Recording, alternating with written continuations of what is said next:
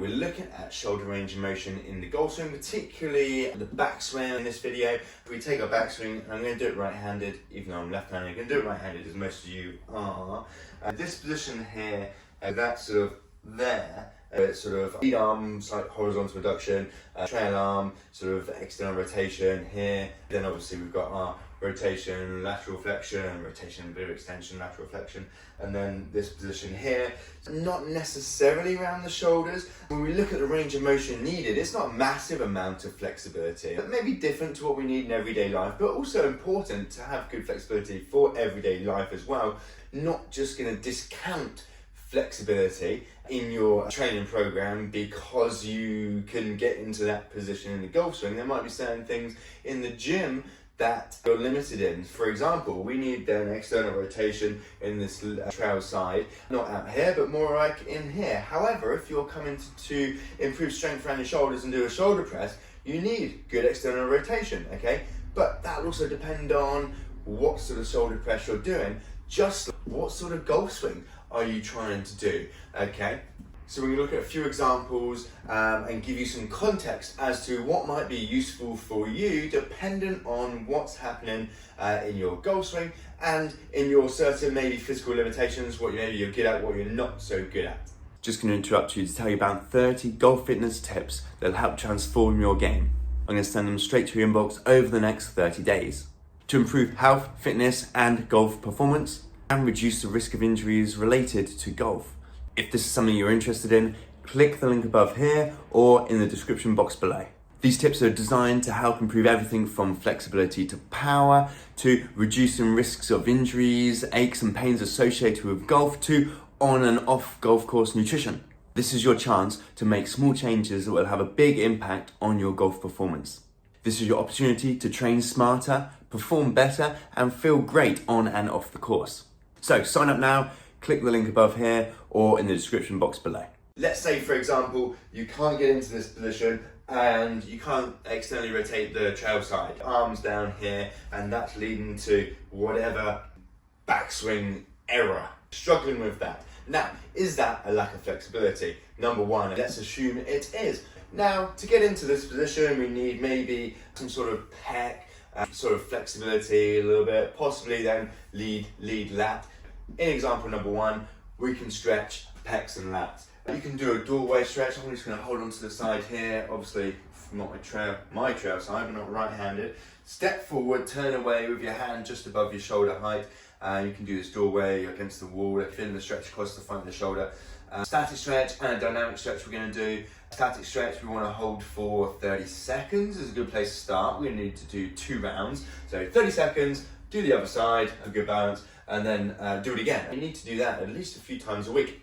Chest stretch, lat stretch, then you can do a similar sort of thing. Hand against the wall, bum back, feeling the stretch down the side, outside of the armpit in the lats. If you can turn to the side, try and find the right sort of position if you're not feeling it in the right place. Same thing, 2 rounds each side, 30 seconds at least, a sort of mild discomfort. Okay, that's a static stretch, dynamic stretch, out and across. It's nice and simple for the chest. And then we could use different positions here too. And then straight up and down for dynamic stretch, nice and simple for the lats. When we're dynamic stretching, 2 rounds, about 15 repetitions. You want to do this a couple of times a week.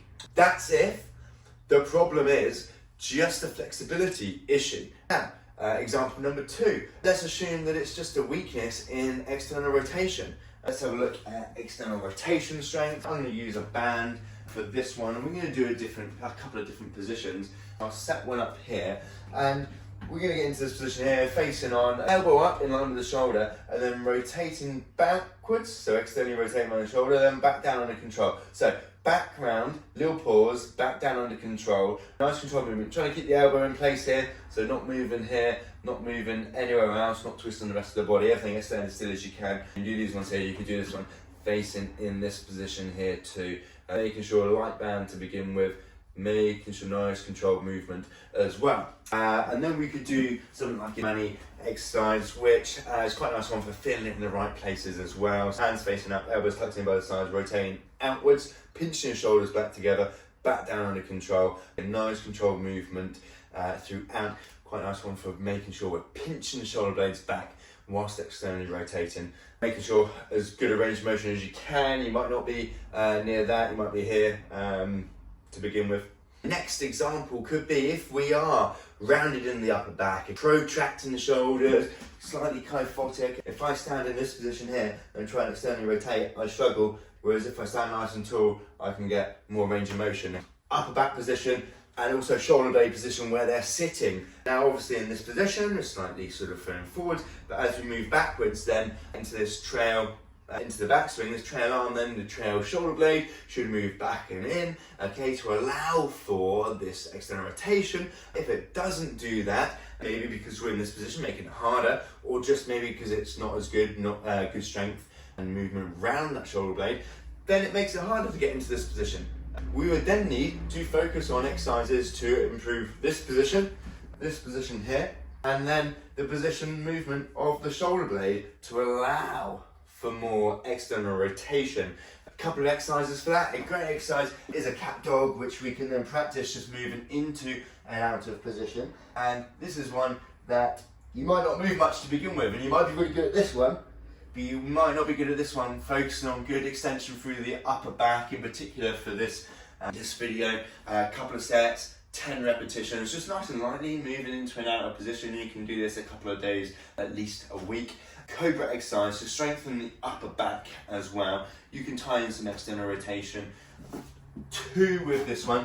Facing down, hands by the head, okay, lifting the chest up, looking for good extension through the upper back, not just sort of arching the lower back here. Upper back, pinching shoulders back in this externally rotated position, back down, relax, repeat, little pause at the top. Focusing on, again, squeezing the shoulder blades back and down. So in and down, which is a similar sort of position that we need then that one to move to allow then the shoulder to externally rotate. Additionally, with flexibility, yes, we'll need some sort of protraction, some movement of the shoulder girdle as well. However, if we're assuming it's just a flexibility issue, then possibly pecs, possibly lats on both sides. Now, what could be an issue is if you're making your backswing and you don't really have much trunk rotation, but to get into this position, it's also lateral flexion and a bit of it sort of extension. Rotation, lateral flexion, extension. If we don't have this, so if we're just sort of here, we try and get into a good top of backswing position here, then it's going to be really tricky, not because of limitation in flexibility, external shoulder rotation strength, upper back position, but because maybe we don't have the rotation, lateral flexion and extension. That might be what you need to work on. It's depending on your swings. Rotation, lateral flexion. Let's have a look at rotation then. We can do rotation and extension with external rotation, so we can get onto all fours, knees nice and wide, hands behind your head, elbow down, elbow up, shoulders pinch back at the top. This is obviously involving external rotation around the trunk too. Moving into and out of position. Now, this is more of a dynamic stretch. We can also do, which is about at least 10 reps, 2 rounds, 10 to 15 reps, 2-3 times a week. We can do a trunk stretch for rotations. Knee up, over the body, down towards the ground, both shoulders down, stretching down the side, around the trunk. If you lift your knee up here, might be a bit more glute. If it's down a little bit lower, might feel a little bit more around the trunk and back. Holding this position here, again, if we're doing a static stretch, then it's 2 rounds, 30 seconds, at least 2 or 3 times a week.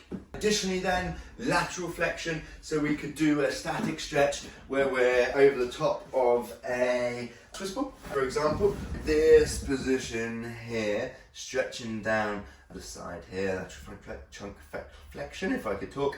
Again, if we're doing a static stretch, 2 rounds, 30 seconds of mild discomfort and dynamic stretch to add to. We could move into and out of position, stretching down the sides, I guess getting a little bit of a lat stretch too as well. Depends on your goal swing, where you're kind of at the moment, where you're trying to get to, what's the cause of the problem. Not just that you're limited in external rotation at the top of your backswing, what's caused that? Is it the external rotation strength itself? Is it flexibility? Is it positioning? Is it that you've compensated somewhere else? Do you need just generally to work on flexibility or stability and general strength? Do you need more external rotation anyway for exercises in the gym to help improve strength? You might be working on other things anyway, but then also you might be working on something specific that's then going to help your particular swing. So context is dependent. You could just do all the exercises that I've demonstrated in this video. However, some will be relevant, some won't be for you. What you need to do is work out in your golf swing what's limiting your swing if we're talking about shoulder range of motion, particularly just for that sort of one move today, mainly focusing on sort of shoulder external rotation, particularly with the exercises we went through. Work out what's going on in your golf swing, work out what's kind of the limiting factor or the cause of the problems, and then focus on improving those, and that'll help transfer into your golf swing better than just doing maybe all of the things that I've suggested and hoping that something works.